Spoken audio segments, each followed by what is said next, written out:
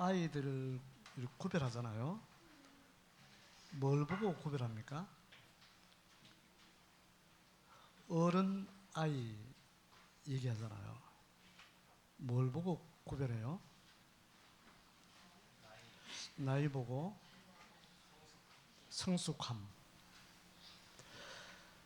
어른들은 자기가 어디 있는지를 알아요.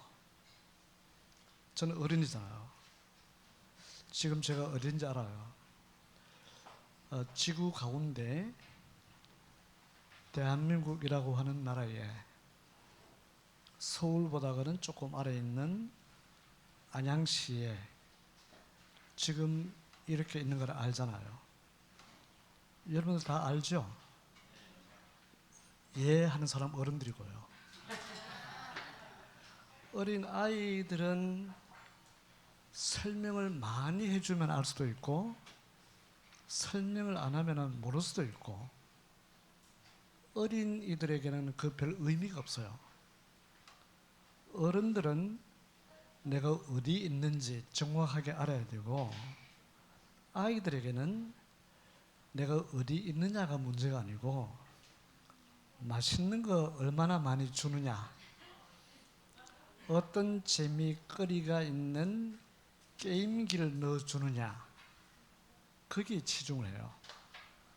어른과 아이의 차이입니다. 그러니 아주 가난한 아이들은 내가 어딘지 모르죠. 늘 우리 엄마가 있으면은 엄마 옆에 있는 그 자리가 바로 그곳이라 생각해요. 그래서 어른이 되어간다고 하는 것은 내가 어디 있는가를 정확히 파악해야 되고 조금 전에는 우리가 지구 위에서 대한민국이라는 나라 사실은 더 넓히게 되면은 우리가 알고 있는 태양계라든지 은하계라든지 전 우주 가운데 내가 살고 있는 이 지구의 의미가 무엇인가를 생각해야 돼요. 물론 이제 여러분들 가운데 다수는 의도적으로 생각하지 않아도 저절로 생각하게 되죠. 그런데 여러분들이 어떤 정답을 가지고 있는가에 대해서는 저는 모르겠어요. 여러분들이 저한테 목사님 정답 가지고 있습니까? 라고 하면 제가 뭘 할 것 같아요? 내가 뭐라고 할 것 같습니까? 겸손해서 나도 잘 모른다 할 건가? 아니면 좀 덜 겸손해서 난 안다 할 건가? 난 알아요. 지금 내가 어디에 우주 가운데 여러 은하계라든지 그런 은하계가 많잖아요. 또 그러면 태양계가 있고 또 그 안에 여러 별자들 중에 지구의 의미가 뭔지 저는 압니다. 이 말은 여러분도 알아야 됩니다. 그래서 우리가 공간적으로 내가 지금 어디 있는가는 굉장히 중요하고요. 그래야 움직이거나 피할 수 있잖아요. 두 번째는 뭐냐면은 역사 가운데 내가 어디 있느냐 하는 문제예요. 역사 가운데 역사라고 하는 것은 우리가 아는 것처럼 처음부터 쭉 인간 역사가 있어 왔는데 내가 살고 있는 시대가 2024년이구나 라고 했을 때 어린 사람들은 달력 보고 엄마 나도 알아. 나도 올해가 2024년인 걸 나도 안다. 이걸 말하는 것이고요. 그거 말고 그러면은 인간이 살아온 역사 가운데 내가 살고 있는 시대는 어떤 시대인가를 분명히 알아야 됩니다. 그리고 사실은 역사와 지리적, 공간적 개념이 서로 맞물려서 해석이 돼야 되고요. 우리가 말하는 현실주의자들은 그런 게 필요 없습니다. 역사도 필요 없고 공간도 필요 없고 어린 아이들처럼 지금 만난 거, 맛있는 거 먹을 수 있고 지금 재미있게 살면은 이게 인생이 아닌가라고 생각하는데 우리는 그걸 아니라고 얘기를 하죠. 그래서 오늘 강의를 시작하면서 제가 여러분들에게 숙제를 냅니다. 특히 어린 아이들에게. 우리 어린 아이들 손 들어봐요. 손 내리시고 손 들까 말까 좀 있네요. 우리 어린이들은 내가 숙제를 내면 숙제하죠. 숙제할 거예요? 할 거예요? 한대요. 숙제할 거예요? 한다 했죠. 아이들이 숙제를 하고 나중에 엄마나 아빠한테 물어보기 바래요. 엄마 이게 무슨 말이야? 아빠 이게 난 잘 이해 안 되는데 할 수 있잖아요. 그래서 우선 제가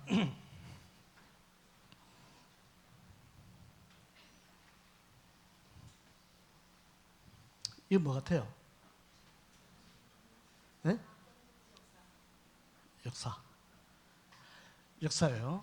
그러면은 지금 우리가 쭉 해서 여기 살고 있어요.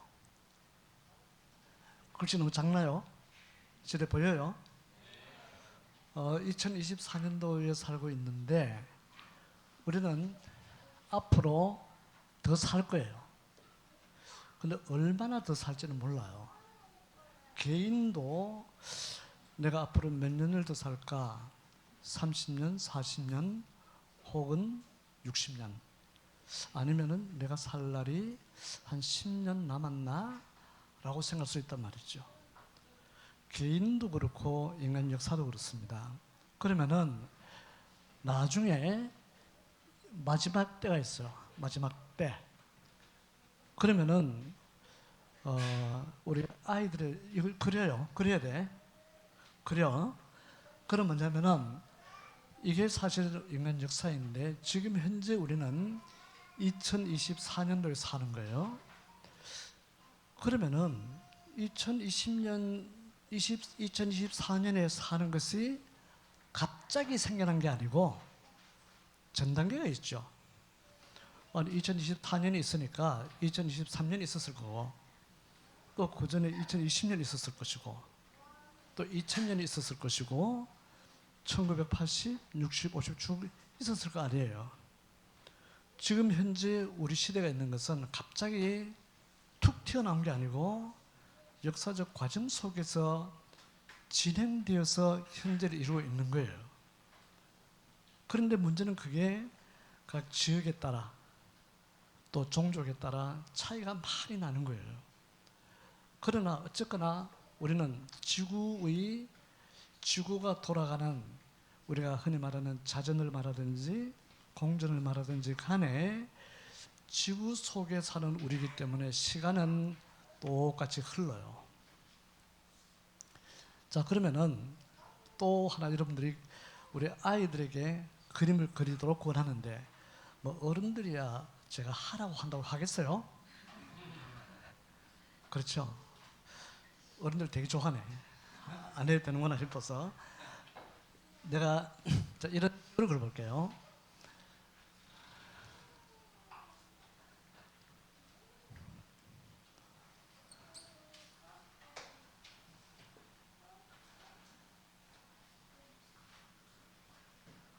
이거 뭐 대충 어딘지 알겠죠?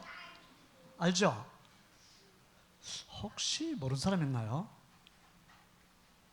우리 어린 아이들은 그래서 물어봐야 돼요. 엄마 아빠한테.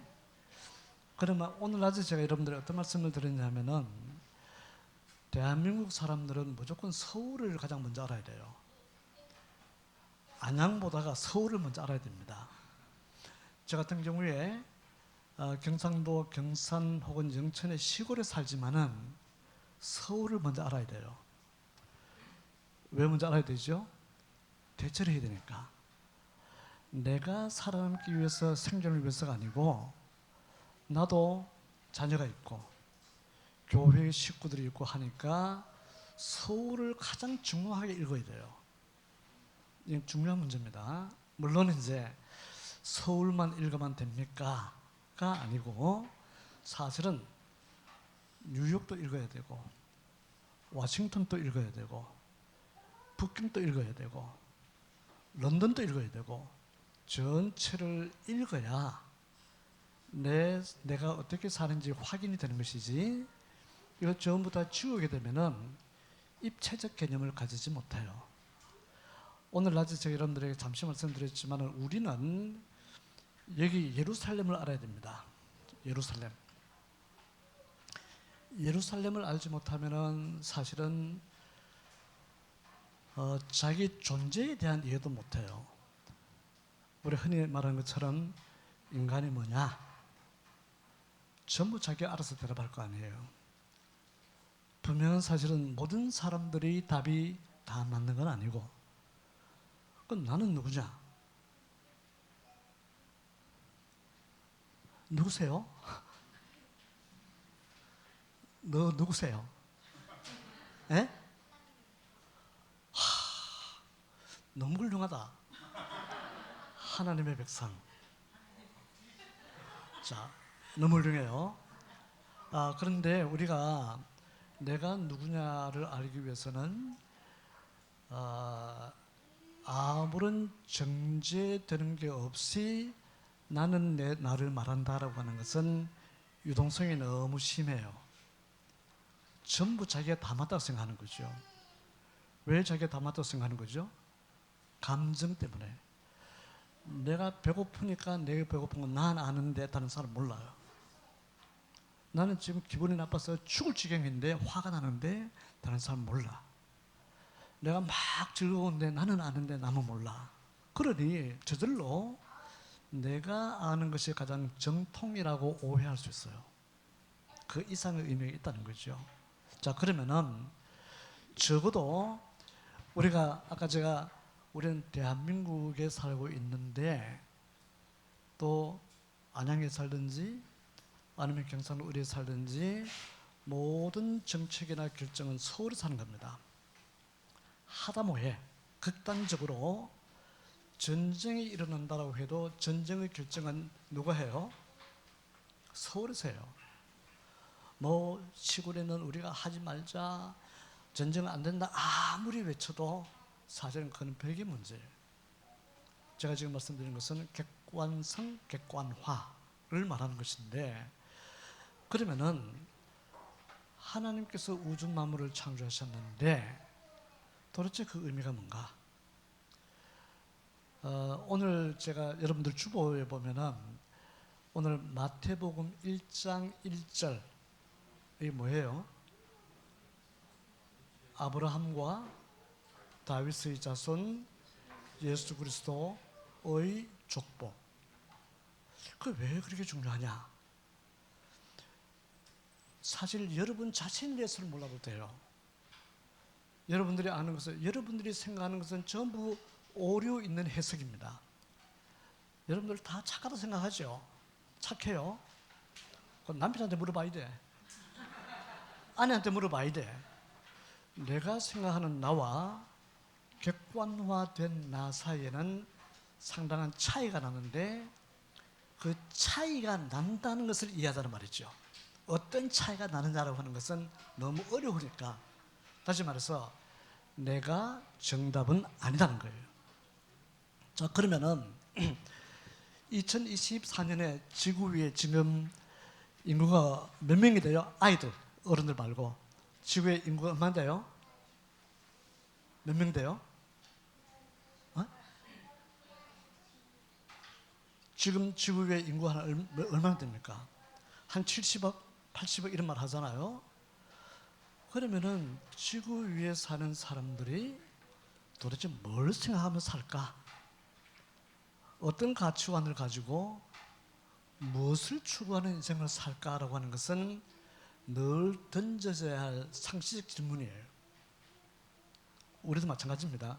내가 어떻다라고 하기 위해서는 나만 보면 안 되고, 내가 내 혼자 있으면 내가 폼 나요. 폼 납니까? 지금 여러분 지금 나를 많이 봐주는 거예요. 근데 이 사람 비교를 하게 되면은 달라. 나는 내가 키가 그렇게 작은 편 아니에요. 알죠? 내 혼자 있으면 키가 안 작아. 근데 내 옆에 큰 사람이 서면은 내가 작네? 라고 하고, 나는 너무 미남인 사람 옆에서 사진 찍는 걸 좀 싫어해요. 아니 괜히 이 사람 때문에, 이 사람만 없으면은 나도 괜찮은데 이 사람 옆에 있으면은 이 사람은 키도 크지, 덩치도 뭐 좋지, 스마트하지, 미남이지, 그 옆에 괜히 사진 찍어가지고 나를 드러낼 필요가 있나요, 없나요? 안 하더라도 그렇다는 건 이해해야 돼요. 그러면은 지구상에 살고 있는 많은 사람들이, 여기에 사는 사람들이 현실주의자예요. 현실주의자는 뭐냐면은 지금 현재가 전부예요. 지금 현재 내가 건강하거나, 지금 현재 내가 부유하거나, 지금 현재 내가 지식이 많아서 난 이만큼 공부를 했거나, 난 이만큼 잘났거나, 이걸 자꾸 자랑으로 생각하면은 현실주의자예요. 앞뒤를 생각할 필요 없는 거죠. 이게 어디에 맞물리냐 하면은, 여러분들이 나는 내 인생이 정말 행복한가 아닌가 고민을 합니까? 뭐 하든 안 하든 마찬가지예요. 난 정말 행복한가? 이쪽을 생각하면은 그래도 내 인생이 괜찮은데, 이쪽을 생각하면은 너무 힘들고, 그런데 나보다 못한 사람을 딱 견주게 되면은 그래도 나는 다행이고, 나보다가 잘나고 훌륭한 사람 옆에 있으면은 도대체 난 이제까지 뭐 했는가? 라고 생각한단 말이죠. 현실주의자들이 그렇다는 겁니다. 현실주의자들은 말 그대로 현실만 중요한 거예요. 그러니까 현실적으로 어떠하냐라고 하는데, 지금 저는 여러분들 잘 모르잖아요. 제 생각에 여러분들 얼굴을 아는 사람들이 내가 많아요. 이름은 기억 못하지만은 8년 전에 생각하면 여전히 그분들이라는 얼굴 기억을 합니다. 하는데, 그러면은 그럼에도 불구하고 나는 여러분들의 개인 상황을 모르잖아요. 여러분 중에 어떤 사람은 난 요즘 인생이 너무 고달프다. 또 여러분 가운데 어떤 사람은 그래도 나는 살만하다. 남편은 말 잘 안 듣지만은 아이들이 잘 커주니까 너무 감사하다 라고 할 수도 있고, 현실주의자는 그렇다는 겁니다. 그렇게 되면은 우리가 전부 다 틀려요. 다 틀리잖아요. 틀린 게 뭐냐면 내 감정이 많이 개입됐잖아요. 그런데 성경은 우리 모두의 삶이 축복의 의미에서 거의 같아요. 이해가 됩니까? 뭐가 똑같냐면은, 여러분들은 자녀들이 3명, 4명 있잖아요. 가장 많은 집이 몇 명? 4명요? 4명 어느 집이지요? 자, 4명 있으면은 그냥 처음 들으면 4명이네. 참 복이 크다 라고 생각해요. 진심으로. 그런데 어른들의 생각은 다를 수 있어요. 4명의, 전부 다 아들이죠. 4명의 아이들이 성격이 너무 틀려. 하나는 참 겸손하고 참 의젓하고, 어떤 경우는 어떤 아들은 한마디 말하면 금방 토라져 가지고 금방 화산 폭발하듯이 확 터지고. 맞죠? 그 집 안 그런가요? 그러니까 다 틀리는데 우리는 그런 걸 안 묻잖아요. 안 물어도 나 같은 사람은 알아요. 진짜 알아요. 그냥 사람들이, 저는 견제하는 게, 현실을 두고 나는 행복하다, 복되다, 굉장히 위험한 개념이에요. 오늘 행복했는데 내일 아니면 어떻게 하려고요? 오늘 내 마음에 이렇게 되는데 내일 변동이 생기면 어떻게 할 겁니까? 자, 그러면은 우선 말씀드리고 싶어서 그래요. 70억이 넘는 인구가 이 세상에 사는데, 내가 알기로 거의 절대 다수의 사람들은 현실주의자예요. 성공을 추구한다든지 만족, 욕망을 추구하든지 하는 것이고, 근데 우리는 아니에요. 우린 그러면은 행복이나 만족을 포기하는 자가 아니고, 하나님을 알지 못하는 사람들은 모든 의미가 여기서 발생해요. 여기서. 비교하잖아요. 중요한 것은 우리가 참 하나님의 자녀들이면은 우리의 삶의 의미는 어디서 발생하는지 아세요? 쓰고 그려야 된다니까요. 우리의 삶의 의미는 여기서 발생해요.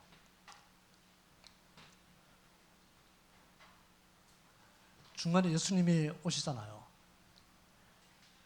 여기서 발생해요. 우리의 삶의 의미는 앞으로 예수님이 재림하시잖아요. 여기서 발생해요. 현실주의자들은 기독교인들 가운데서도 기독교 현실주의자가 너무 많잖아요.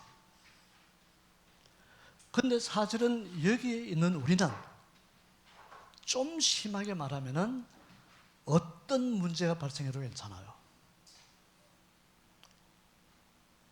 그렇지 않기를 바라지만은 전쟁이라든지 아니면은 지난번 코로나처럼 아니면 그보다 훨씬 심한 질병이 돌든지 하나님을 알지 못하는 사람들은 거기에 바로 반응합니다. 직접 반응해요. 내가 이렇게 살려고 한 것 아닌데, 내가 원하지 않는 전쟁이 일어난다거나 내가 원하지 않는 무슨 질병이 돌게 되면은 내가 하늘이 무너지잖아요.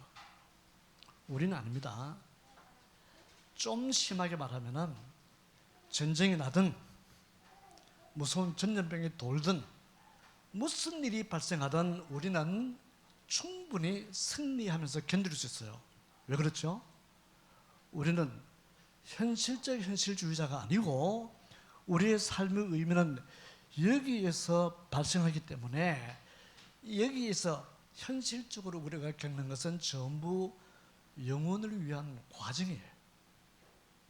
영혼을 위한 과정입니다. 자, 그러면은 제가 오늘 여러분들에게 말씀드리는 것이 아브라함과 다윗의 자손 예수 그리스도의 세계잖아요. 족보잖아요. 그러면은 역사를 이해할 때 우리는 반드시, 물론 여기서 나중에 좀 설명하겠지만은 하나님께서 우주 만물을 창조하시고 또 아담을 창조하셨을 때, 에덴 동산을 창설하셨을 때 왜 그렇게 하셨을까?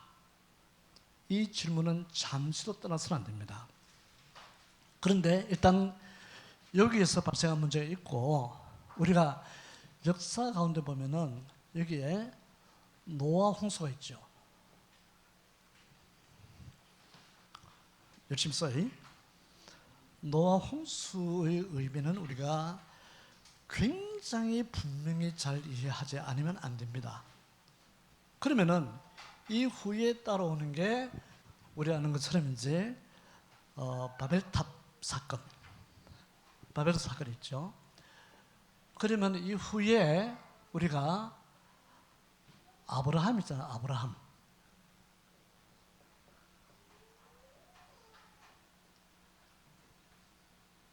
다윗, 모세, 예수 그리스도, 그리고 교회에서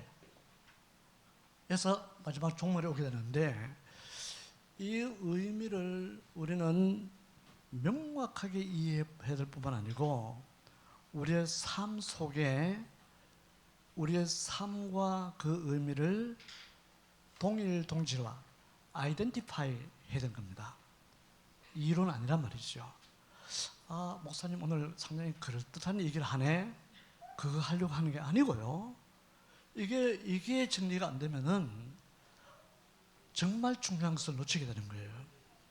자, 그러면은 마태복음 1장 1절에서 아브라함과 다윗의 자손 예수 그리스도의 족보잖아요. 마태복음 1장 1절이잖아요. 그러면은 아브라함부터 우리가 인간 역사에 대해서 얘기했을 때 요즘 가장 무서운 세력이 진화론, 그리고 유신진화론입니다. 유신진화론은 진화론보다 훨씬 무서워요. 진화론은 하나님을 알지 못하는 불신자들이 내세운 이론이라면은 유신 진화론은 그거를 변질시킨, 변개한 개념이에요. 그러니 유신 진화론에서는 뭐가 없냐면은 첫 번째 아담이 사라집니다. 하나님께서 말씀으로 창조하신 세계, 흙으로 지으신 첫 번째 아담이 없으면은 우리가 말하는 에덴 동산의 실과나 그로 말미암아 발생한 범죄나 다 사라져요. 그건 뭘 의미하냐면은 두 번째 아담인 예수 그리스도도 불필요한 존재예요. 지금 우리 시대는 굉장히 큰 위협을 당합니다. 이미 여러분들 어른들은 우리 학교에 다니면서부터 잘못 배운 거 있잖아요. 뭐 구석기 시대, 신석기 시대, 원시 시대 없는 걸. 원시 시대 없습니다. 구석기 시대, 신석기 시대 없습니다. 그런데 우리는 학교에서 착하면은 열심히 있다고 배우고 시험 치면은 그렇게 맞추고 나는 흐뭇해하고 우리 부모님도 흐뭇해했고 없습니다. 그럼 여러분들이 이렇게 생각할 거예요. 그래도 많은 사람들이 얘기하는데요. 어떻게 해결해야 됩니까? 오늘 제가 여러분들에게 좀 말씀을 드리려고요. 왜냐하면 우리 아이들에게는 굉장히 중요한 개념이에요. 아이들이 세속적 세뇌를 받게 되면은 그야말로 정리되지 않은 정서를 내 삶 속에 받아들이고 표출시키게 됩니다. 감정으로 드러나게 된단 말이죠. 그러면은 먼저 아브라함과 다윗의 자손 예수 그리스도의 세계라고 했을 때 아브라함의 아들이 누구예요? 이삭이죠. 그러면은 아브라함부터 우리가 말하는 거의 정확한 연대가 나와요. 그 전에가 예를 들어서 바벨탑 사건이 몇 년도에 일어났습니까? 라든지 노아 홍수가 몇 년도에 일어났습니까? 라고 하게 되면은 학자들은 더 많은 생각을 합니다. 산술적 계산 이상으로 의미화된 연대를 생각한단 말이죠. 그런데 아브라함 이후에는 그 연대가 확정적 개념이에요. 그러니 아브라함은 언제 살았냐면은 약 BC 2000년 전의 사람이에요. BC 2000년. 지금부터 400년 전이죠. 다윗은 BC 1000년이에요. 모세는 대략 BC 1500년입니다. 공부하기 별로 안 좋아하는 우리에게는 희한하죠. 얼마나 외우기 쉬워요. 막 이래야 되면 머리 아픈데 BC 2000년, 1500년, 1000년 이거는 무조건 외워야 됩니다. 이거는 외우지 않으면 안 돼요. 우리가 성경을 읽을 때도 그 의미를 생각해야 역사 가운데서 읽어내야 되는데 일단 그렇고요. 그러면은 마태복음 1장에서 아브라함과 다윗의 자손 예수 그리스도의 족보라고 했을 때 예수 그리스도의 존재와 족보를 설명하기 위해서 아브라함 그리고 다윗을 언급하는 거예요. 물론 하나님의 계시 가운데서. 그러면은 아브라함의 아들 이삭은 어떤 사람이에요? 어떤 사람이에요? 자, 우선 생각하시고 다윗의 아들 솔로몬은 어떤 사람이에요? 자, 일단 생각하시고 그런데 왜 성경 말씀에서 이런 선언적 메시지를 주셨을까를 생각하는데 자, 우선 앞에부터 생각합시다. 하나님께서 우주 만물을 창조하신 목적이 뭐예요? 누구를 위해서예요? 하나님 자신을 위해서입니다. 원래 창조라든지 뭘 만든다고 했을 때 모든 만드는 사람은 누구를 위해서요? 나를 위해서죠. 인간들이 이것을 만든 것도 만든 사람 자신을 위해서요. 이걸 만들어서 기술력을 개발하든지 아니면 돈을 벌든지 명성을 얻든지 나를 위해서요. 모든 게 마찬가지입니다. 누가 뭘 만든다라고 했을 때는 일단은 기본적으로 만드는 자를 위한 거예요. 이거는 기본 원리입니다. 나는 내가 만들 때 누구를 위해서 만드는데요. 누구를 위한다고 하는 것이 나를 위해서 누구를 위하는 거예요. 그냥 나와 상관없이 누구를 위한다라고 하는 것은 언어가 성립되지 않아요.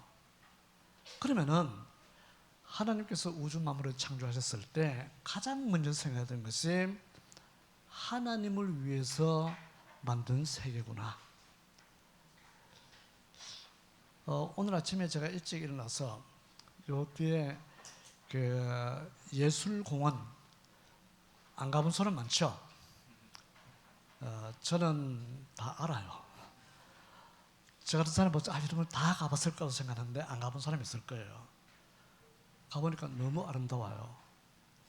그러면 난 어떤 생각이 드냐 하면 오늘은 아침에 일찍 주일 준비도 하고 기도하는 마음으로 쭉 갔다 왔지만은 여기는 밤에 와야 되는데 어둠이 있고 빛이 차단된 공간에서 예를 들어서 음력 금음쯤 되면은 하늘에서 별이 쏟아지잖아요. 안 그립죠? 그립지 않 그리운 마음이 없죠, 여러분들에게? 그리워요? 여러분 문제예요. 어떻게 안 그립습니까, 그게? 하늘의 별이 쏟아져야 되는데 노아가 봤던 아브라함이 봤던 모세가 봤던 다윗이 봤던 그 별을 우리가 봐야 그분들과 동일 정서의 호흡을 하는데 우리는 관심 없어요. 왜 관심 없죠? 집에 텔레비 틀어놓고 편안하게 소파에 길에서 보는 게 그게 재밌으니까. 그래서 우리 시대는 그야말로 별 볼 일 없는 슬픈 시대가 된 거예요. 그러면은 하나님께서 우주 만물을 창조했을 때 그게 하나님을 위한 것인데 100%입니다. 99% 아니고요. 하나님께서 하나님 자신을 위해서 창조한 그 세계를 인간들은 하나님의 것이라 생각 안 하고 내 것이라 생각하는 거죠. 현대 학자들 중에 지구 개발에 대해서 굉장히 염려하는 사람들이 많습니다. 자꾸 내 거라고 생각하는 거예요. 뭐 저 같은 경우는 제가 대구에서 오다 보니까 도로가 좋고 하니까 고속도로 참 좋더라고요.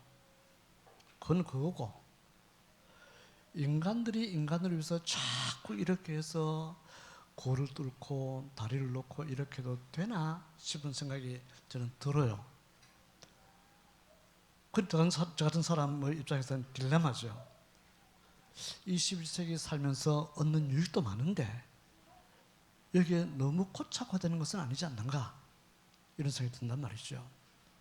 그래서 저는 여러분들이 어제처럼 남자친구들이 산에도 가끔씩 가시고 할 수 있으면은 야간 사명도 해서 하늘에 쏟아지는 별도 보고 또 음력 보름 때 그 보름달 밑에서 큰 어떤 글씨를 본다거나 하면서 감격도 하고 해야 되는데 사실 우리 시대 도시 문명 사회에서는 거의 끝이 났습니다. 시골에 살아도 끝이 났습니다. 의미화가 더 이상 생성되지 않는다는 말이죠. 어쨌거나 하나님께서는 맨 처음에 우주 만물을 창조하시는데 자, 이와 더불어서 먼저 생각이 드는 것이 에베소서 1장 24절, 에베소서 1장 4절과 베드로전서 1장 20절에 보면은 창세 전에 하나님께서 그리스도 안에서 우리를 선택한 내용이 나와요. 창세 전 그리스도, 우주 만물이 존재하기 전에 하나님께서는 이미 그 전에 그리스도를 말씀하고 계신다고요. 그리스도의 존재지요. 이건 굉장히 중요한 출발이고요. 그런데 하나님께서 우주 만물을 다 창조하셨을 때 하나님이 인간을 먼저 신뢰했을까요? 인간이 하나님을 먼저 신뢰했을까요? 하나님이 먼저 인간을 신뢰합니다. 그래서 배반, 배신의 말이 나오는 거예요. 인간이 하나님을 먼저 신뢰하는 게 아니고요. 인간이 야 정말 나는 하나님 믿을 만하다, 믿는다 이런 개념이 없을 때 하나님께서는 인간을 먼저 신뢰해요. 그 증거가 뭐죠? 하나님께서는 우주 만물을 창조했을 때 하늘의 별들이나 태양이나 지구나 전부를 만들어서 여러분들 생각에 신뢰가 먼저예요. 신뢰가 뭐죠? 신뢰가 뭡니까? 예? 신뢰는 여기 조그만한 게 내 건데 여기에 한 10억쯤 돼요. 10억 큰 건가요? 크죠? 내가 다음 주에 내가 일본에 한 보름 갔다 와야 되는데 이거 맡길 데가 없어. 누가 맡겨야 되는데 누구에게 맡길까요? 그렇죠. 10억을 이 10억짜리를 가지고 의심하지 않고 맡긴다면은 그 사람을 신뢰하는 것이고요. 이 맡겨 놓으면은 혹시 떼먹을까, 도망갈까, 라고 하면 신뢰하는 것 아니에요. 신뢰는 사랑과 다릅니다. 저는 가끔 이런 얘기해요. 부부간에 서로 막 관계 안 좋다 하잖아요. 저 그런 경험이 있어요. 어떤 부인이 자기 남편을 그렇게 못 믿겠대요. 그래서 내가 마지막에 뭐라 말했냐면은 당신이 지금 재산이 있는데 그 재산이 있어요. 당신 죽을 때 그 재산 예를 들어서 2억 재산을 치면은 내한테 1,000만 원 내줄래? 아니면 2억 그대로 그렇게 못 믿겠다는 당신 남편 줄래? 한참 고민하다가 자기 남편 준대요. 이게 무슨 말이 돼요 이게? 아니 자기는 나한테 모든 사생활에 대해서 있는 그대로 얘기하고 난 목사님 믿습니다. 내가 만일에 야 내가 믿을만 하면 1,000만 원 도하면 뭘 할 거예요? 이제까지 믿는다 해놓고 목사님 가만히 보니까 돈 좋아하네 할 것 아니에요? 내가 지금 여러분도 얘기하는 거예요. 그러니까 부부간의 관계가 안 좋은 것하고 신뢰는 별개 문제 구별됩니다. 사랑하고 어떻고 애들 보다가 내가 죽을 때 우리 남편 주면은 내가 우리 아내가 막 싫어 죽겠어. 근데 내가 죽을 때 우리 아내에게 내 이거를 다 주잖아요. 이게 사랑이라니까요. 이해가 됩니까? 여러분은 착한 사람이라서 이해 잘 안 될 거예요. 신뢰 관계라고 하는 것은 내가 가지는 가장 아까운 거를 완전히 주면은 그게 신뢰예요. 사랑의 감정과는 별개 문제입니다. 그리고 내가 보름 동안 어디 갔다 올 때 여러분들이 보름 동안 아까 얼마 했죠? 1억? 10억? 10억? 예. 근데 이거를 여러분들이 갔다 오면서 내가 이걸 누구에게 맡길까? 관계 좋은 거하고 다릅니다. 이걸 맡길 수 있는 사람은 신뢰할 만한 사람이에요. 그런데 하나님께서는 우주 만물을 창조하고 나서 그걸 누구에게 맡겨요? 아담과 하와에게 맡겨요. 이걸 우리가 흔히 하는 말로 청지기 정신, 청지기라고 말하잖아요. 청지기 혹은 관리인. 하나님께서 첫째 날, 둘째 날 계속해서 만드는 모든 피조 세계를 아담과 하와에게 그대로 맡기는 거예요. 자, 여기서 하나님께서 6일 동안 창조하잖아요. 그렇죠? 이런 생각 안 들어요. 하나님 그냥 한 방에 딱 끝내지 뭘 밤이 되고 낮이 되고 해가지고 이렇게 복잡하게 만듭니까? 창세기 1장을 보게 되면 당장 우리에게는 탁 부딪힙니다.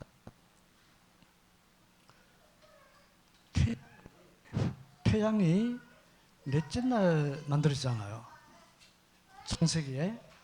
그런데 넷째 날 태양이 만들어지는데 근데 그 전에 첫째 날, 둘째 날 밤이 되고 낮이 되고 여러분 생각에 그게 말이 되나요?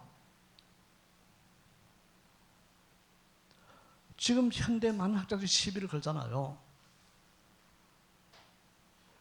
모세가 오늘 많은 학자들이 인간의 이성과 경험을 통해서 이건 문제가 있다고 자꾸 얘기해요.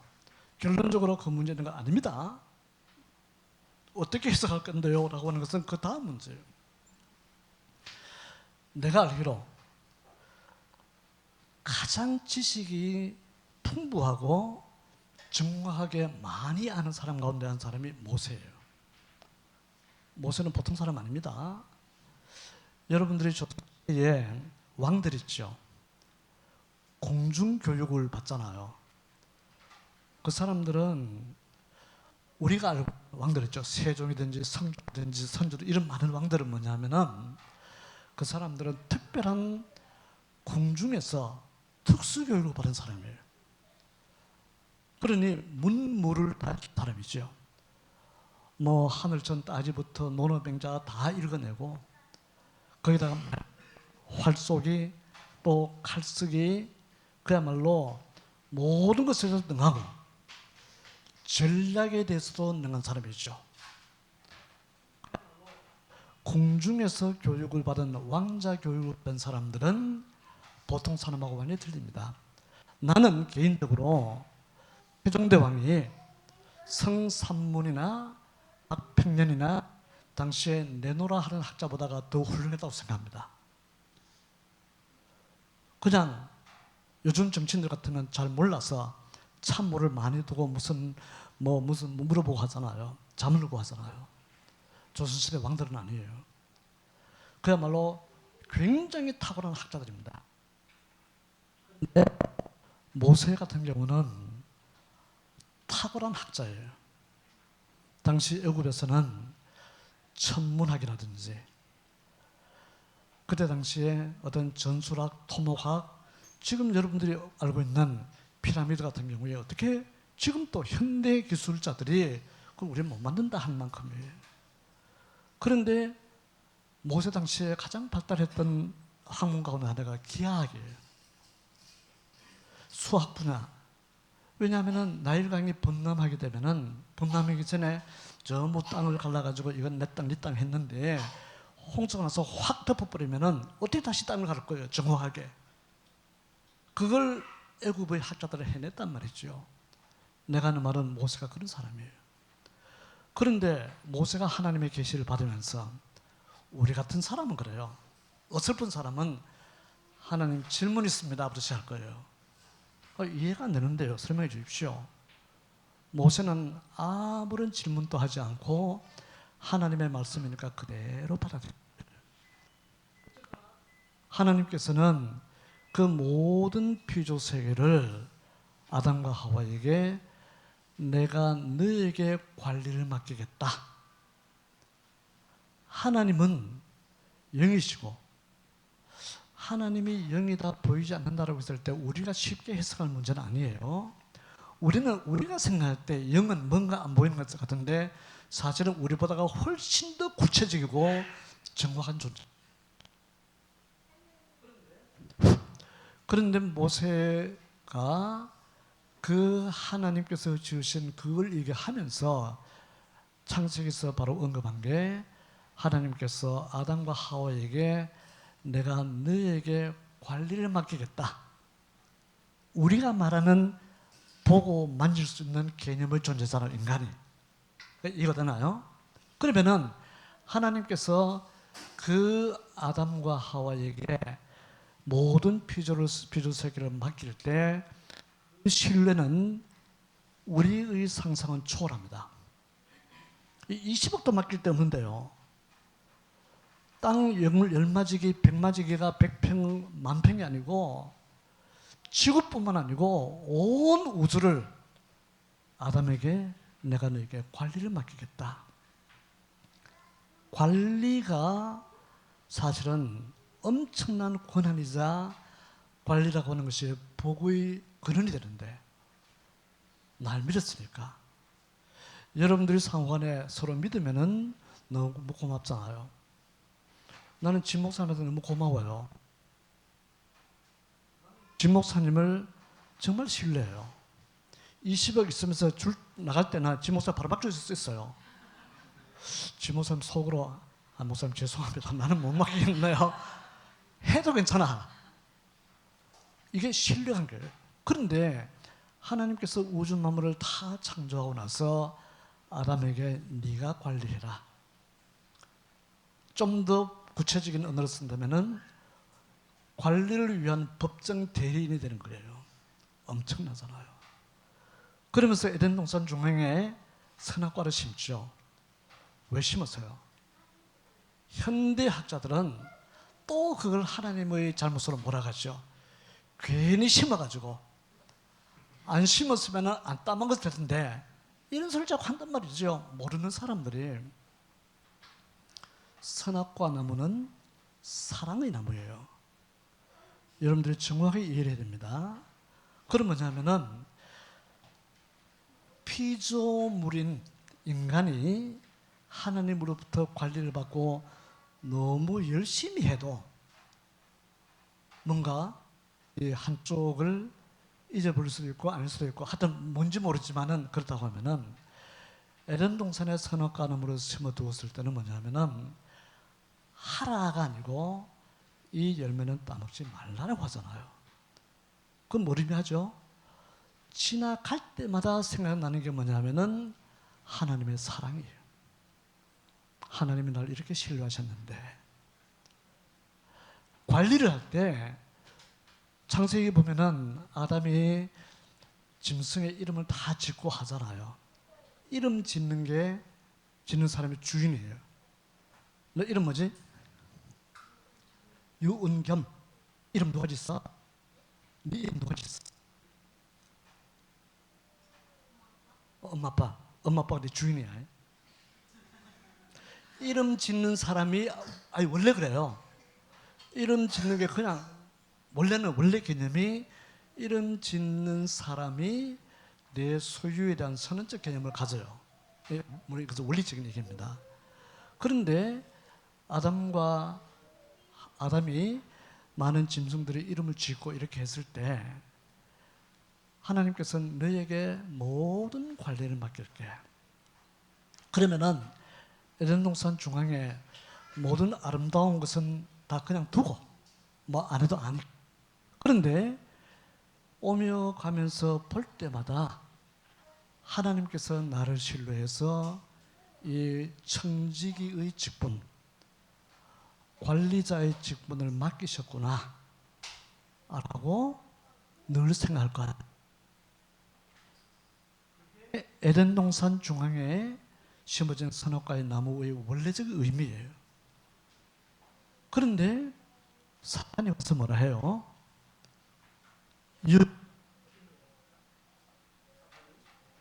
어떻게 유혹하죠? 따먹어라. 원래 이런 거예요. 말을 하자면은 아담에게 사탄이 네 평생 관리자로 살 거냐? 네가 주인 해라. 네가 주인 되면은 네가 오너가 되면은 전부 네 거가 되는데 뭘 하나님 생각해서 관리하고 이렇게 해서 그렇게 하느냐? 네 소유를 해라. 소유권을 가져라. 이건 정말 우리가 잘 생각해야 됩니다. 그러니 사탄이 아담에게 뭐라냐면은 하나님이 정말로 이 선악과 열매를 따먹지 말라 하더냐? 따먹어라. 눈이 밝아질 거다. 눈 밝아서 뭐 할 건데요? 오늘 낮에는 제가 눈 밝은 얘기했지만은 단순히 눈 밝다 이런 개념보다가 네가 주인 되라는 거예요. 그러니 아담이 아직 피조물인 아담이 이렇게 하면 내가 주인이 되겠다라고 해서 먹잖아요. 하와가 먹고 아담이 먹으면은 원래대로 하면은 이게 아담에게 소유권이 넘어가야 되는데 가나간 사탄이 중간에서 낚고채기 하잖아요. 말로는 네가 주인이 된다고 해서 따먹으면서 일시적으로 잠시 아담과 하와의 손에 넘어갔는데 그걸 사탄이 바로 낚아채잖아요. 그러니 사탄이 그로부터 실질적 주인은 누가 돼요? 사탄이 됩니다. 그 에베소서에서 뭐냐면은 사탄을 공중 권세 잡은 자라고 말하죠. 공중 권세를 잡아서 내가 주인 행세하는 거예요. 그러면은 죄가 뭐죠? 죄가 뭡니까? 뭐 도둑질하고 뭐 남 때리고 거짓말하고 다 죄죠. 그런데 원래 죄의 근원은 뭐냐면은 하나님이 의롭게 보지 않는 것. 우리가 흔히 이런 얘기를 하잖아요. 하나님을 알지 못하는 사람들 가운데서도 정말 착하고 법 없이 산 사람이 있잖아요. 그거는 세상에서 말하는 거죠. 그래서 교회에서도 그 사람들이 죄 없다 하지 아니하고, 심지어는 태중에 있다 할지라도 언약과 상관이 없으면 죄인이 되는 것이고, 다소 부족해도 하나님을 아버지로 부르는 사람들은 언약 가운데 있기 때문에 의의 반열이 있는 거예요. 우리가 조직신학에서 칭의 얘기를 하잖아요. 칭의가 무슨 말인지 알죠? 의롭다고 인정받잖아요. 여러분들 의인이시죠? 우리가 하나님이 날 의롭다고 인정한다고 하는 것은, 칭의를 말하는 것은 뭘 얘기하냐면은 아직 의롭지 않다는 말이에요. 하나님이 날 의롭게 봐요. 여러분들을 의롭게 봐요. 여러분들이 의로워서 의롭게 보는 게 아니고, 의롭지 않지만은 하나님이 의롭게 보는 거예요. 이게 원래 부모 자식 간의 관계예요. 여러분들 자녀들이, 우리 자녀들이 때로 실수하고 넘어져도 내 자식이기 때문에 실시간 용서가 되는 거예요. 착하기 때문에, 훌륭하기 때문이 아니고 존재 때문이에요. 내 자식이기 때문에. 그래서 하나님께서는 자기 자녀에 대해서 의를 제공하는데, 관계 문제죠. 성분 문제가 아니고요. 내가 의롭게 받겠다 하는 게 아니고, 내가 그렇지 않음에도 불구하고 내가 하나님을 아버지로 부르고 하나님 날 의롭다 하니까 그게 감사해서 내가 의로운 존재가 된 것을 늘 확인하고 있단 말이죠. 그런데 하나님께서 사탄의 소유로 다 가져가 버렸으니까 하나님은 인간에 대해서는 죄인이시죠. 더 이상 의롭다고 보지 않아요. 그러면 인간은 죄를 가져오게 되고, 다른 동물이나 우주 만물은 죄가 아니고 오염되는 거예요. 거룩하신 하나님 앞에서 내가 전적으로 신뢰하고 다 맡겼던 아담이 범죄하게 되니까 하나님은 분노할 수밖에 없는 거죠. 그럼에도 불구하고 창세 전에 선택하신 그 약속 때문에 끊임없이 그 일을 진척시키는 거예요. 이걸 우리가 신실하신 하나님, 사랑의 하나님이라고 얘기해요. 오늘 내한테 잘해주는 그런 하나님 말고, 이렇게 했음에도 불구하고 하나님께서 여전히 날 사랑하시고 하니까 그러니 내가 부끄럽잖아요. 내가 죄인인데 의롭다라고 하면 내가 미안하고 부끄럽잖아요. 그리고 이 우주 만물이 전부 오염이 됩니다. 지금 우리가 살고 있는 세계는 온 우주 만물이 그대로 오염된 상태예요. 그래서 요한계시록에서는 하나님께서 새 하늘과 새 땅 재창조에 대한 얘기를 하는 거예요. 오염된 세계를 버리고 죄인인 상태를, 첫 번째 아담이 범죄한 것을 두 번째 아담을 통해서 다시 원상 회복을 위한 기초를 놓게 되고 새하늘과 새 땅을 창조하게 되는데, 그걸 믿고 아는 우리가 지금 하나님의 백성이죠. 그래서 인간이 범죄했을 때 하나님의 구체적인 사랑의 징표가 뭐냐면은 창세기 3장 15절에서 내가 여자의 후손을 보내겠다. 말하자면은 정확한 사탄에 대한 응징을 위한 싸움을 내가 하겠다는 거잖아요. 그러니 여자의 후손이 와서 뱀의 머리를 깰 거고 박살낼 거고, 뱀은 첫 번째 아담에 대해서 한번 승리해 본 경험이 있으니까 아둥바둥하면서 자기 세계를 펼칠 거라는 거죠. 이게 지금 우리가 속해 있는 교회의 현실입니다. 그래서 하나님께서는 창세기 3장 15절 말씀에서 내가 여자의 후손을 보낸다. 그 약속이 이제 이후에 계속이 되는데요. 제가 사실 다 얘기하려고 했는데 여러분들이 피곤할까 싶어서 내가 약간 조금만 할게요. 우리가 노아 홍수 이전의 사회, 아까 제가 인간의 역사에는 구석기 시대가 없었다, 신석기 시대 없었습니다. 우리가 생각하는 개념의 청동시대도 없습니다. 우리가 말하는 청동기라고 하는 것은 구석기, 신석기, 선석기 과정을 거쳐서 발생하는 시기를 말하는 것이고요. 그러면 우리가 가장 중요하게 이해해야 될 것이 노아 홍수 이전의 삶은 어땠을까? 노아 홍수 이전의 사람들은, 당신은 굉장히 문명화된 사회입니다. 어떻게 하느냐고요? 왜 문명화된 사회인 것을 아는가 하면은 노아 방주를 지금도 학자들이 노아 방주를 생각하고 살피잖아요. 불신자마저도. 그러면 이제 이집트 피라미드 같은 경우에 현대학자들이 이것은 현대 기술로 현대 건축학이나 이런 데서 감당하기 어렵다고 해요. 왜냐하면은 그 큰 돌을 두부모 자르듯이 탁탁 잘라서 쌓기 위해서는 돌을 어디서 캐야 될 것 아니에요. 그럼 캐만 끝나는 게 아니고 다시 다듬어야 될 것 아니에요. 네모 파뜨파뜨한 게. 그거를 다시 지금 많이 몰려있는 카이로 부근의 가자 지구까지 옮겨야 될 것 아니에요. 그 돌을 옮기는 게 불가능하다니까요. 예를 들어서 그래도 한 500명 모이면 안 들 수 있지 않겠습니까? 500명 손 넣을 데가 없다니까요. 500명 둘러싸가지고 하는데 들지를 못해요. 그러니까 이게 무슨 도르래를 했을까 아니면 그때는 다른 기준이 있었을까, 그걸 모른다는 거죠. 그래서 불가사의예요. 노아 방주에 대해서 많은 학자들이 연구를 해왔죠. 지금 아라라산이나 그 부근의 그와 같은 연구를 하는 사람들이 지금도 있습니다. 그런데 노아 방주가 얼마나 과학적으로 설계되고 건조됐는가에 대해서는 우리 잘 잊어버리잖아요.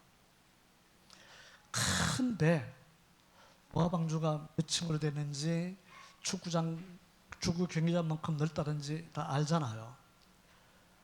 그런 배를 짓기 위해서는 엄청나게 견고하고 단단한 나무가 필요한데, 목재가 필요한데, 내가 보니까 이 안에는 쓸만한 목재 하나도 없네요.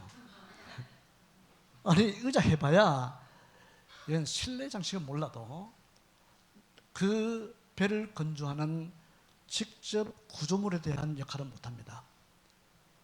저는 가끔 이렇게 보잖아요. 이런 생각하면서 보면은 우리 눈에 띄는 나무들은 별로 아니에요. 그런데 그 큰 배를 짓기 위해서는 그만큼 큰 나무가 있어야 되고, 그게 굉장히 과학적인데 어떻게 만들었을까요? 우리가 아는 것처럼 노아 시대 때 노아가 방주를 만든다 하니까 많은 사람들이 비판하잖아요. 지금 하늘이 이만큼 쨍쨍한데 뭘 방주냐 비아냥거리잖아요. 그런데 노아가 그 방주를 건조했을 때 노아나 그 아들 며느리에게 배를 만드는 기술이 있었을 걸로 생각이 안 돼요. 없었을 거예요.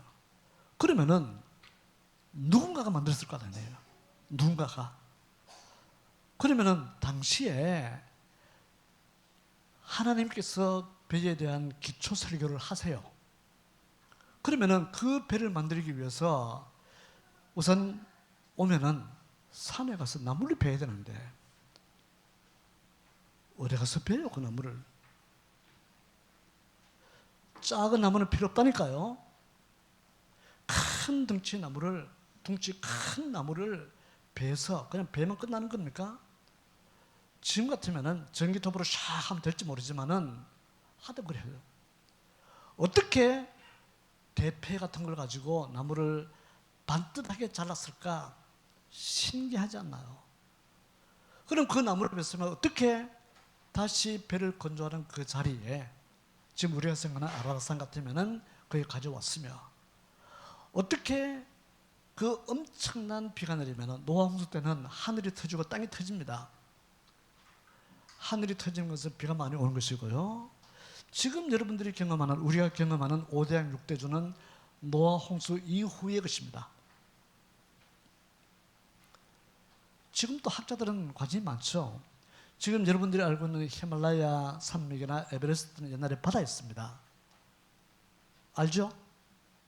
모릅니까? 네, 말씀 알려드린 거예요. 바다였습니다. 그럼 그냥 막 주장은 되는 겁니까? 아니죠. 그 히말라야 산맥이나 에베레스트에 가니까 바다 조개 화석이나 바다 물고기 화석이 나오니까 바다예요. 그러면은 또 많은 사람들은 태평양에 가서 태평양 바다 밑에, 여러분들 바다 보죠? 바다를 보면 확 보이잖아요. 아이들은 바다만 봐요. 어른들은 바다 산맥을 봐야 돼요. 바다 밑에 산맥이 엄청난 높고 낮은 산맥이 있으면은 고기들이 자기 좋아하는 그 길이나 장소 따로 있습니다. 그런데 학자들이, 특히 해양 생물학자들이나 이 식물학자들이 보니까, 파서 보니까 옛날의 화석들 가운데 육지 식물이 있단 말이죠. 이건 내가 마음대로 하는 말이 아니고 학자들이 다 하는 얘기예요. 그러니까 한때는 태평양이 육지였고 히말라야 산맥이 바다네, 이 말은 뭐냐면은 전부 땅이 터지고 해서 뒤집기를 했기 때문에 지금 우리가 경험하는 이 세계는 그야말로 홍수 이후의 세계예요. 자, 그러면은 홍수 이전에 사람들이 기술력을 동원해서 나무를 벤다든지 다듬는다든지 했을 때 그 누가 해줍니까? 노아를 보고 비아냥거리고 비판하던 사람들이 가서 그걸 배를 지어줍니까? 하는 말로 공짜로 지어줍니까? 아니에요. 반드시 그에 대한 급료가, 일당을 주든지 월급을 주든지 할 것 아니에요. 지금 제가 말하고 싶은 것은 당시에 화폐 경제 문제를 얘기하는 거예요. 물물 교환을 해서 하는 문제가 아니고, 그러니 그 큰 배를 짓기 위해서 얼마나 많은 사람들이 와서 노동을 하고 기술력을 제공하고 했을 때, 그래서 그 가운데서 우리가 보는 것은 뭐냐면은 그 전의 경제 활동이라든지 특히 화폐 경제에 대한 것을 보게 됩니다. 그러면 그 사람들이 와서 그냥 일만 하면 됩니까? 먹어야 될 건 아니에요. 그럼 큰 공사인데, 노아 방주를 짓기 위해서 엄청난 공사를 하는데 그 공사를 위해서 함께 모였으면서 잠도 자야 되고 밥도 먹어야 되고 또 돈 벌어서 고향에 있는 자기 가족에게 돈을 보내주기도 하고 엄청난 문명 사회였을 것으로 확신할 수 있습니다. 다시 말해서 노아 방주만 달랑지은 게 아니고 이미 당시의 기술력은 노아 방주 이외에도 많은 그와 같은 일들을 했단 말이죠. 자, 그러면은 우선 제가 여러분들에게 말씀드리고 싶은 것은 노아 홍수 이전의 사회가 우리가 절대로 막연한 상상력을 동원한 거 아닙니다. 그러면은 홍수 이후에, 자, 노아 홍수 있다고 했을 때 기중품 다 가져올 거 아니에요. 우리가 예를 들어서 아브라함 보름 후에 세상이 홍수로 망한다, 우리만 아는 비밀로 한다면은 누구에게든지 누설하게 되면 그 사람은 그 자리에서 바로 죽는다. 그러면서 저 관악산 위에 큰 배가 있는데 귀중품 가져오라. 뭐 가져올 거예요? 뭐 가져올 겁니까? 뭐 가져올 거예요? 집사님 뭐 가져올 겁니까? 뭐 안 물어봐도 알아. 뭐 지난주에 산 뭐 최신형 컴퓨터도 가져와야 되고, 뭐 TV 세트도 가져와야 되고, 내가 몇 년 동안 고생해서 산 자동차를 가져와야 되고, 뭐 가져올 거 많죠. 값비싸고 중요한 걸 전부 다 가져왔는데 그 전부 쓰레기예요. 말하자면 노아가 정말 중요한 거 가져가자 하니까 우리처럼 컴퓨터나 TV나 뭐 라디오나 거기다가 뭐 안양은행 있습니까? 안양은행이라고 있어요? 없습니까? 무슨 은행이에요? 경기은행? 경기은행에 내가 10년 동안 적금 들면서 내가 돈 모아놓고 있어요.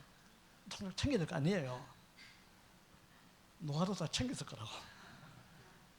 그런데 홍수가 끝나고 나니까 비싸고 귀중한 것이 전부 쓰레기예요. 아니 자동차 한번 탁 가보려 하니까 길이 없어. 길이 없는데 억지로 내려가 보니까 조금 갔는데 휘발유가 다 떨어졌어요. 줄서가 없어요. 나는 그래도 토요일 되면은 쇼도 봐야 되고 뭐 무슨 노래도 봐야 되는데 콘센트가 없어. 아니 무슨 뭐 서울에서 쇼를 해야 되는데 없어. 컴퓨터 내가 애지 중요한 컴퓨터인데 전부 쓰레기예요. 지금 여러분들이 중요하다고 생각하는 거 있죠? 전부 과정적 쓰레기입니다. 내가 무시하거나 버리라는 말이 아니고요. 혹 버릴 일이 있으면은 모르겠어요. 근데 이 말은 뭐냐면은 내가 생각할 때 부여하는 값어치하고 실질적 값어치는 틀린 거예요. 오히려 별것 아니라고 생각했던 바늘이라든지 뭐 못이라든지 망치라든지 이거는 쓸데있는 거예요. 그러니 노아 홍수를 통해서 실질적 값어치의 문제와 비실제적 개념 사이에 이해를 해야 됩니다. 자, 그러면 배가 내렸어요. 그러면 어린 사람들 그렇게 생각해요. 노아나 노아의 식구가 오래 살았으니까 참 좋았겠다. 여러분 중에 착한 사람들은 그렇게 생각할 거예요. 나처럼 안 착한 사람은 나는 절대로 노아처럼 그렇게 살 마음 없어요. 그전에는 자동차 타고 다니고 재밌는 것도 많고 식당도 있고 했는데 내려보니까 아무것도 없어요. 그전에는 전기밥솥 가지고 밥 하면 됐는데 전기밥솥이 아니고 우선 전기밥솥이 필요가 없고 뭐 하려고 하니까 요리할 것도 없고 그때부터 앞이 캄캄해지는 거예요. 어리석은 사람들은 생명의 수명을 가지고 더 오래 살았으니까 참 잘 살았겠네라고 하는데 아닙니다. 그리고 노아의 가정에는 바로 무서운 불행이 찾아와요. 식구가 사람 많이 살 때는 원수가 좀 있어도 돼요. 안 보면 되니까. 그런데 식구 8명, 달랑 8명 있는데 노아 자기가 잘못해놓고 포도주 마시고 벌거벗고 하잖아요. 자기가 잘못했는데 아들 하나 그거 봤다고 뭐 그렇게 저주까지 합니까? 나처럼 좀 착한 사람 같으면은 불러놓고 야 하마 그러지 마라. 그건 아니다. 다 이루고 좋은 관계 유지해야 될 것 아니에요. 근데 아들 3명 달랑 있는데 그야말로 어쩔 수 없는 어느 정도 의도가 있는지 모르는데 그렇게 했을 때 저주를 한다 하는 것은 이것은 하나는 저주하고 하나는 축복하고 이거는 아들 셋 다 넣는 거예요. 노아한테 그런 문제 발생합니다. 그러면은 하나님께서는 사실 노아 홍수 이후에 발생되는 게 제 용어로 설명하면은 제2 인간 역사기가 타동이 돼요.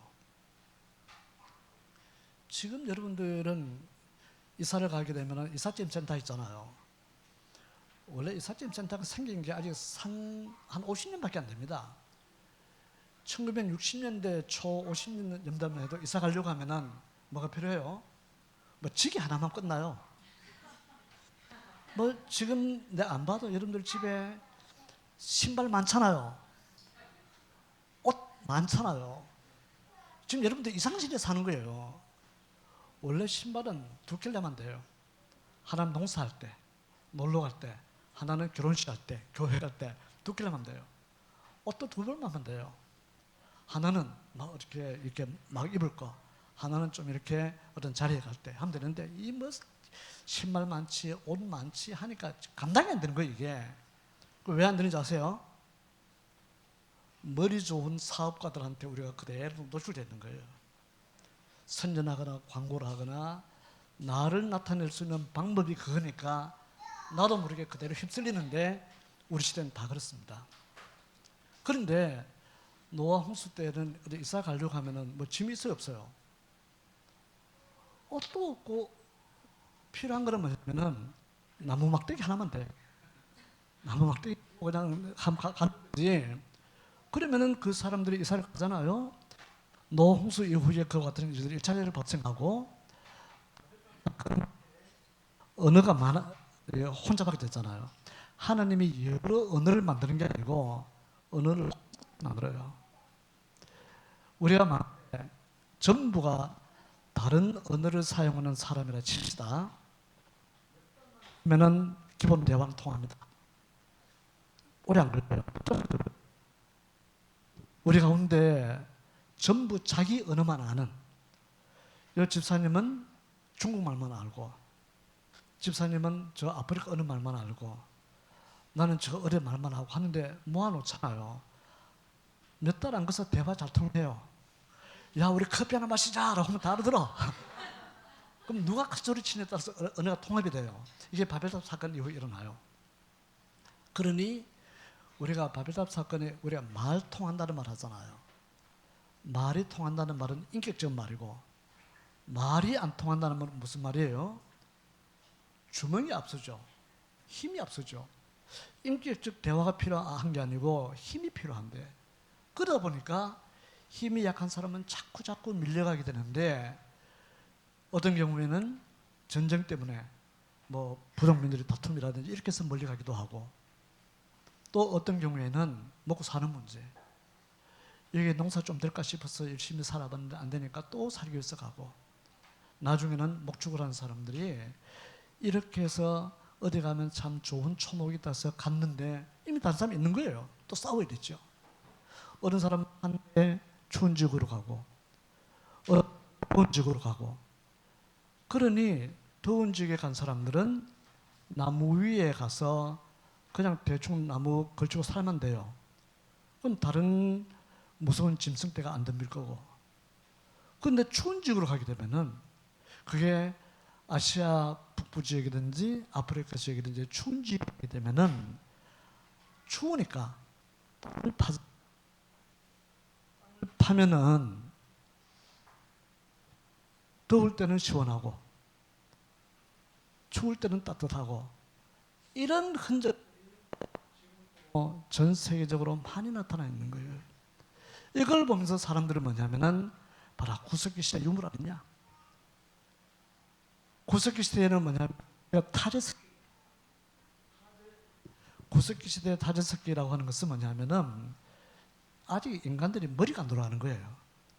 따듬어 쓰면 될 걸 가지고 따듬을 머리가 안 돌아가니까 돌을 깨서 그냥 쓴다든지, 나뭇가지를 꺾어서 한 공정 하나를 거치면은 잘 사용할 수 있을 텐데, 나뭇가지를 꺾어서는 그냥 사용하니까 그냥 사용하는 시대가 타제석기 시대고, 머리가 조금 돌아가니까 돌도 갈아서 쓰고 나무도 다듬어 쓰고, 이게 마제석기예요. 그러면서 그 다음 세대가 있다고 하니까 학자들이 뭐냐면은, 봐라, 지구 위에 이렇게 많은 증거가 있는데 왜 없다느냐라고 자꾸 얘기한단 말이죠. 어쨌거나 이렇게 해서 이제 노아 홍수는 사실은 굉장히 중요한 개념이에요.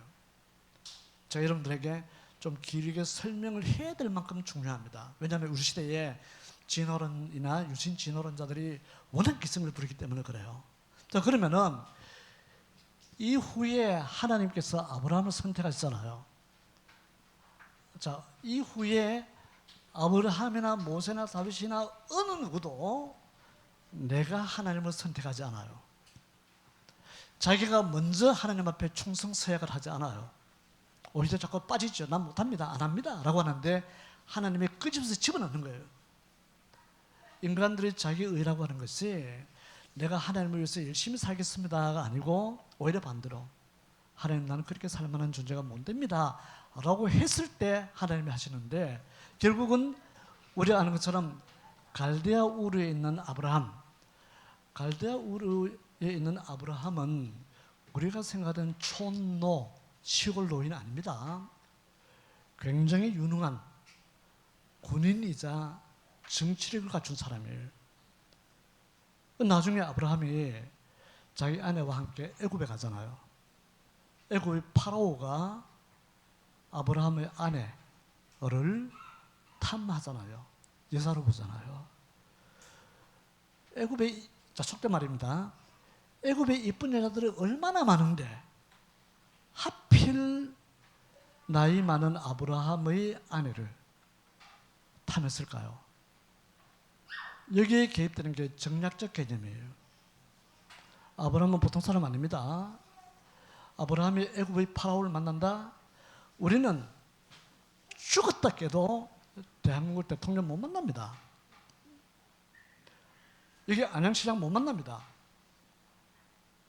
가서 혹시 안양시장 만나려고 하면 가서 접수해야 되지, 이유 물어야 되지, 신문 따져야 되지, 실컷 해놓으면은 시장님 벌써 바쁩니다 이런다니까요. 그런데 애굽의 파라오가 지금으로 치면은 미국 대통령 좀 되는 사람이에요. 그런데 아브라함을 같이 접견해서 대화를 한다? 이거는 사실은 상식적으로는 안 돼요. 아브라함은 그전에도 굉장히 유능한 군인이었습니다. 그리고 이때 지금부터 4,000년 전이죠. BC 2,000년 전에 갈대아 우르는 굉장히 문명화된 사회였어요. 고대 기록에 의하면은 당시에 이미 도서관도 있고, 물론 도서관은 우리가 생각하는 도서관은 아니고요, 많은 석비들을 모아놓고 남긴 기록들을 연구하는 도서관도 있고, 목욕탕도 있고, 관기시설도 되어 있고, 그런 지역에 살던 아브라함이라니까요.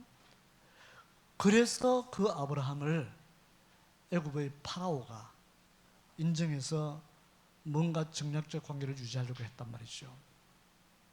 그런데 하나님께서 아브라함을 부르실 때는 요 중심에는 여기서부터 창세 전부터 그리스도 안에서 선택한, 에베소서 1장 4절에서 말하는 것처럼 그 메시아를 보내기 위해서 인간이 범죄했을 때 내가 여자의 후손을 보내겠다고 약속하시고, 이 일을 위해서 노아 시대에 하나님이 심판하신 것도 결국은 메시아를 보내는 통로에 대한 확증 때문에 그래요.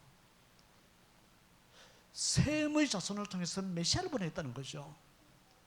그래서 아브라함을 불렀을 때도 결국은 아브라함을 통해서 내가 여자의 후손을 아브라함의 자손을 통해서 보내겠다. 아브라함의 아들, 아까 잠시 말했지만 아브라함의 아들 이삭은 순종의 사람이에요. 첫 번째 예수님께서 오신 그 사건이 임원이 된다면 다윗의 아들 솔로몬은 심판과 지혜의 왕이에요. 그는 두 번째 재림하실 주님에 대한 예표를 합니다. 아브라함, 우리 아브라함이 믿음의 사람이잖아요. 성경 말씀에서 아브라함이 믿음의 사람인가라고 하는 것을 우리가 제대로 깨달으면은 너무 감사하고 그게 너무 대단하기 때문에 전율이 느껴질 만큼이에요. 하나님께서 아브라함은 자기가 하나님을 위한다고 많이 얘기했잖아요. 너에게 자녀 주겠다라고 하니까 아브라함은 자꾸 하나님 봐주려고 하잖아요. 아이고, 내 몸을 보니까 내가 이 나이에 무슨 자식입니까? 나에게 내 몸종을 나에게 주면은 내 양자로 삼아서 하나님 이해해 드리겠습니다 라고 하고, 그 아니다라고 하니까 아니면 아니면 되는데 나중에는 뭐냐 하면은 다시 사라가 자기 몸종의 하가를 아브라함의 여자로 주어서 그 아들 이스마엘이 태어나니까 이것만 해도 나는 감지덕집니다 라고 하는 거예요. 얼마나 충성스러운 개념인지 모릅니다. 그건 하나님이 아니라는 거죠. 그런데 이삭을, 이 세상의 모든 혼인은 의미상 다음 세대를 기대합니다. 의미상 다음 세대를 기대하게 되는데, 아무도 기대하지 않았던 데 태어난 사람들 가운데 매우 중요한 사람 하나가 이삭이에요. 이삭은 아브라함도 하나님 이제 뭐 됐습니다, 뭐 그렇게 웃기는 말씀하십니까? 사라도 하나님 건 아닙니다. 겸손을 얘기하면서 사실은 거부하는 거예요. 근데 하나님께서는 내가 보내니까, 나중에 하나님께서 아브라함에게 네 독자 이삭을 바치라 하잖아요. 이게 사실 중요한 개념이에요. 아브라함에게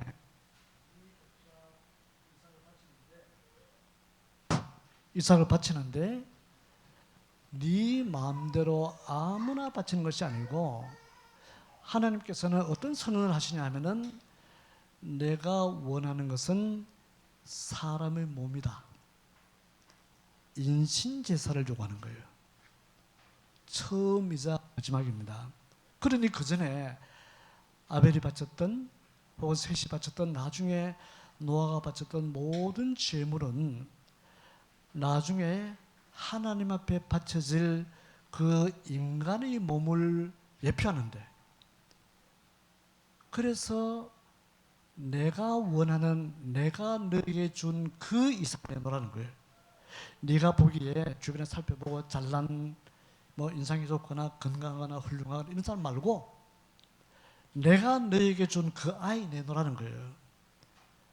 아브라함이 내놓잖아요. 성경에 보면은 사흘길을 걸어서 어디 가느냐 하면은 예루살렘에 갑니다. 모리아 산이 바로 예루살렘. 그러면은 예루살렘에 가는 동안에 아브라함이 얼마나 고뇌가 심했겠어요. 하나님, 이렇게 하려고 저한테 이삭을 허락하셨습니까? 다른 방법 없었겠습니까? 없습니까? 아니고 하나님이 요구하니까 아브라함은 그렇게 합니다. 산에 이삭을 하나님께 바치잖아요. 우리는 생각할 때 아브라함이 이삭을 바쳐서 그냥 생명을 끌어서 바치는 것이 아니고, 우리 아이들을 내가 잘 이해하도록 부모님들이 나중에 설명해 주기 바라요.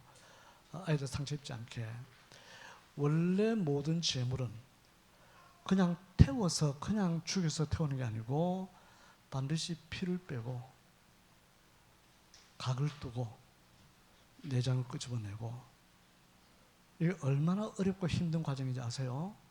그냥 속된 말로 그냥 죽여서 불에 태워버리면 시원할 것 같은데 아니고, 구약시대 때 하나님 앞에 제물로 바치는 모든 동물들은 그냥 바치지 않습니다. 가죽을 벗기고 내장을 끄집어내고 머리를 자르고 사지를 자르고 그렇게 해서 하나님 앞에 바치는데, 아브라함의 머릿속에는 그렇게 하려고 생각하는 거죠. 이거는 보통 인간으로서는 상상이 불가능한 얘기예요. 그냥 뭐 내 성질대로 내 충성해서 이렇게 한다는 것하고 어떻게 칼을 그렇게 댑니까? 근데 아브라함은 그렇게 하려고 했고, 그래서 모리아산 그 제단에 지금도 예루살렘 이슬람 모스크가 있잖아요. 황금돔 모스크, 그 안에 그 돌이 그대로 있다. 그 돌로 이해를 합니다. 그런데 그 이삭을 죽여서 바치려고 생각했을 때 아브라함이 아들을 꽁꽁꽁 이렇게 묶잖아요. 그때는 이미 이삭도 청소년기입니다. 반항할 수 있단 말이죠. 그런데 이삭이 자기의 목숨을 그대로 내놔요. 그래서 우리가 이삭을 순종의 조상이라고 합니다. 그대로 내놓으려고요. 그런데 아브라함이 실행하려고 가를 때 하나님께서 하시는 말씀이 됐다. 내가 네 마음을 봤으니까, 네 믿음을 봤으니까. 요 행위 자체뿐만 아니고 네가 나에게 어떻게 하려고 했던 것을 다 알기 때문에, 그래서 예수님을 쓸 때도 뼈를 꺾지 않고, 이런 개념들이 뭐냐면은 그 이삭과 연관되는 개념이에요. 그런데 이삭이 우리가 생각할 때는 엄청난 트라우마가 생겼을 거예요. 아버지 보면은 아버지 손에 달린 칼이 시퍼런 칼이 눈에 보이는데요. 그런데 이삭은 자기 아버지가 한 것이 하나님의 요청에 의해서, 하나님의 명에 의해서 그렇게 했던 것이기 때문에 이삭은 수용을 합니다. 그러면서 하나님께서는 네가 모리아산에서 네 독자 이삭을 바쳤다. 나중에 이 모리아산에 바친 이 아브라함이 바쳤던 것이 아브라함의 아들 이삭 해서 바로 이 예수 그리스도와 바로 연결됩니다. 직결됩니다. 직결. 그게 뭐냐면은 여호와 이레라는 말을 쓰잖아요. 하나님이 예비하셨다라고 하는 것은, 이것은 메시아와 연관되는 언약적 용어입니다. 그냥 우리가 흔히 우리도 그렇게 할 수 있는 거죠. 뭐 필요한데 하나님이 미리 준비해 주셨으니까 여호와 이레네요, 감사합니다. 어느 정도 맞습니다. 그러나 여호와 이레라고 하는 말은 하나님께서 구속주를 위해서 준비했으니까, 지금 하나님께서 이삭을 통해서 하신 이 일을 여호와 이레라고 해서 다른 옆에 있던 짐승을 바치게 하고 이 메시아를 향하고 있단 말이죠. 그러면 나중에 아브라함 이후에 민족이 생겨나잖아요. 이 세상의 모든 민족이나 종족은 자연 발생적입니다. 여러분들이 지금 이렇게 있을 때 우리는 같은 민족이잖아요. 그 자연 발생적입니다. 여러분 가운데 조상들이 중국에서 온 분들 좀 계시죠? 없습니까? 응치가 뭐예요? 여씨는 중국 소신 거죠. 진씨는 어때요? 중국에서 우리나라에서는 고려 말에 원나라 때 사실은 많은 사람들이 와요. 중국에서 그야말로 훌륭한 분들이 오죠. 그분들이 왔을 때 이 한국에 있는 어느 지역을 땅을 하사하든지 살도록 하는 참 존경받을 만한 분들이에요. 진시든지 여시든지. 저는 제가 보니 경주 이간데 좀 시원찮아. 그냥 해보는 말입니다. 내가 여시나 진실을 높이기 위해서 하는 말이에요. 자, 그런데 우리가 아브라함 나중에 다윗 이겼을 때 아브라함의 유일하게 유대인들은, 지금 유대인들은 우리가 세례주의는 아닌데 약간 과로친다 할지라도 원래 이스라엘 민족은 하나님이 의도적으로 조성하는 민족이에요.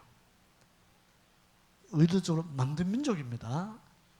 다른 종족은 아니에요. 우리는 뭐 조상이 중국이든지 어딘지 간에 우리는 다 지금 한 민족이잖아요. 뭐 지금 현재도 성씨는 그렇습니다. 아마 혹시 장씨 계시나요? 장씨? 본의가 돼요. 흥덕장씨요? 인동장씨요? 덕수장씨는 없습니까? 덕수장씨는 이제 아랍장씨라 해요.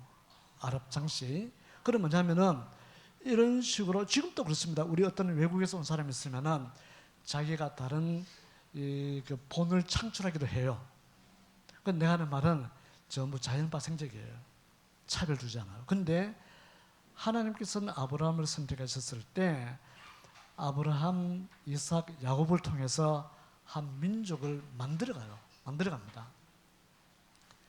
야곱 같은 경우는 사실은 하나님께서 그에 대한 많은 일을 하시는데, 어쨌거나 이 민족이 애굽에 갔잖아요. 애굽에 원래는 야곱의 집안은 가족이잖아요. 가족. 민족이 아니고요. 야곱의 집안에 여기에 갔을 때는 한 가족이 한 민족이 돼요. 가족이 430년 있으면서 민족이 되었을 때 그 민족에게 하나님의 율법을 허락하세요. 이게 우리가 가지고 있는 모세 오경입니다. 이스라엘 백성들이 시내산에서 허락된 것이고, 그 율법은 반드시 율법만 독단적으로 가는 것이 아니고 하나님의 성막과 같이 가요. 성막과 율법.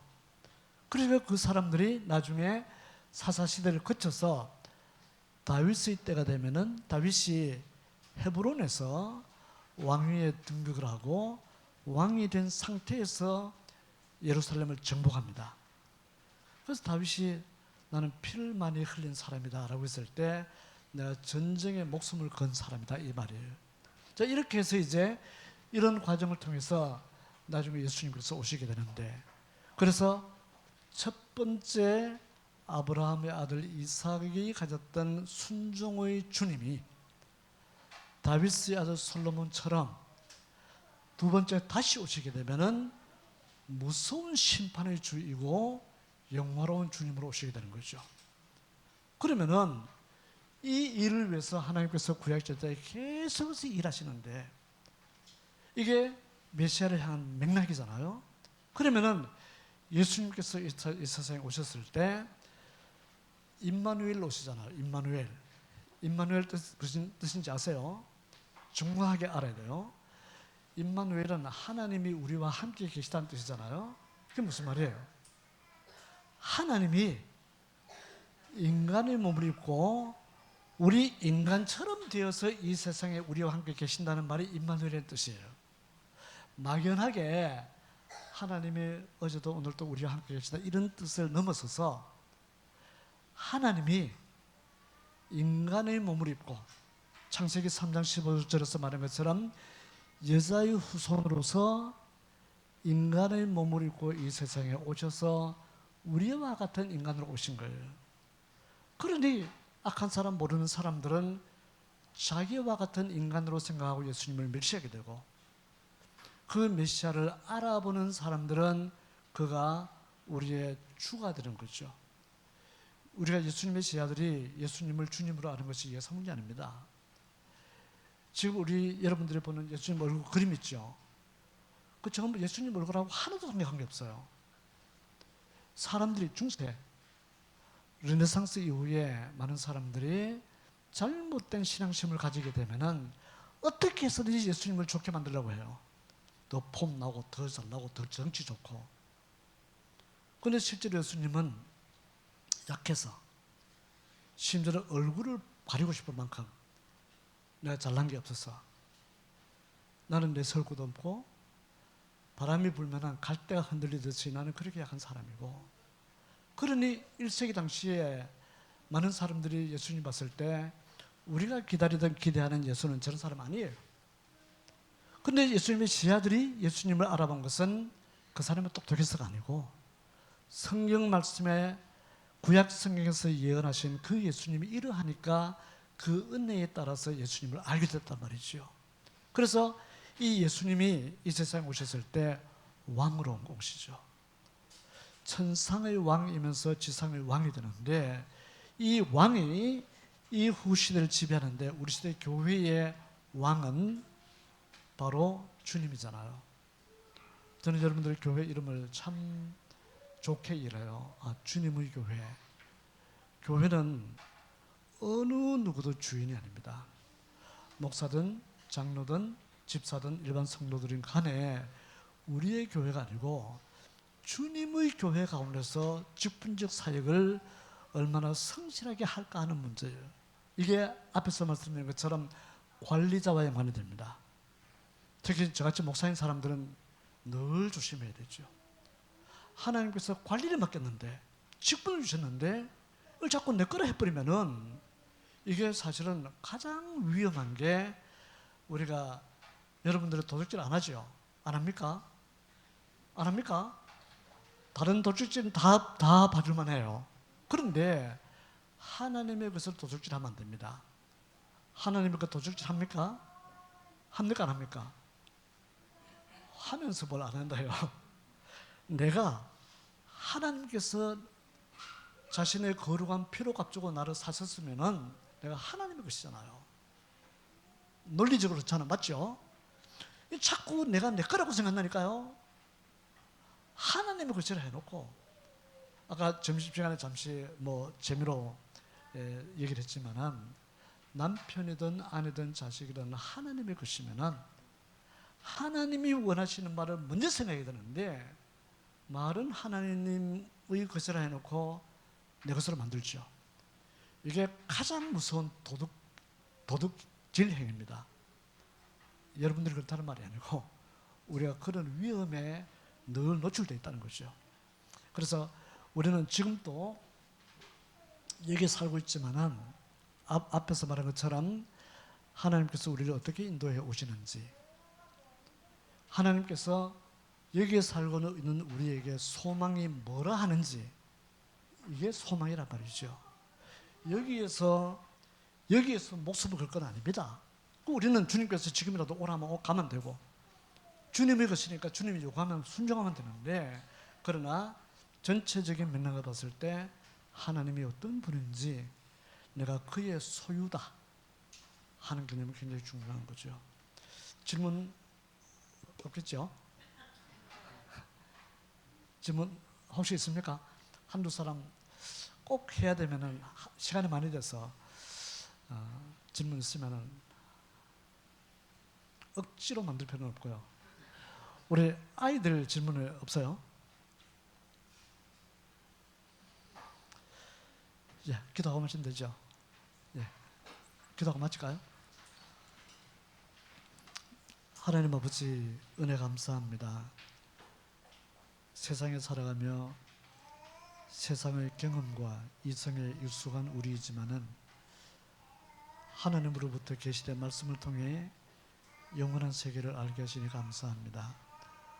오늘이 소중하지만 그동안 역사해 오신 하나님과 장차 이루어질 하나님의 모든 뜻이 우리에게 얼마나 소중하고 감사한지 마음에 잘 새기게 하시고, 주님의 교회가 주님의 뜻 가운데 온전히 잘 성장해 가도록 인도해 주시며, 특별히 자라나는 다음 세대를 주님께서 기억하셔서 세대를 잘 상속받을 수 있도록 은혜 베풀어 주시기를 원합니다.